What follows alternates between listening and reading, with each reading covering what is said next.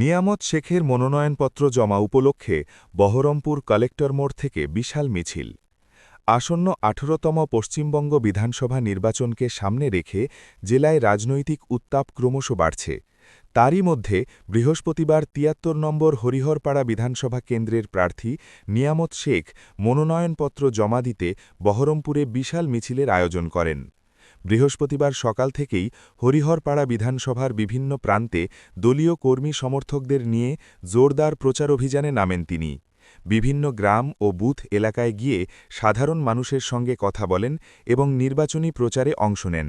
পরে দলীয় কর্মী সমর্থকদের নিয়ে একটি বর্ণাঢ্য মিছিল করে বহরমপুর কালেক্টর মোড়ে পৌঁছন। মিছিলটিতে হাজার হাজার কর্মী সমর্থকের উপস্থিতি লক্ষ্য করা যায়। ঢাক, ঢোল, দলীয় পতাকা, ব্যানার এবং স্লোগানে মুখর হয়ে ওঠে গোটা এলাকা। মিছিলটি কালেক্টর মোড় থেকে জেলা প্রশাসনিক ভবনের দিকে অগ্রসর হয়।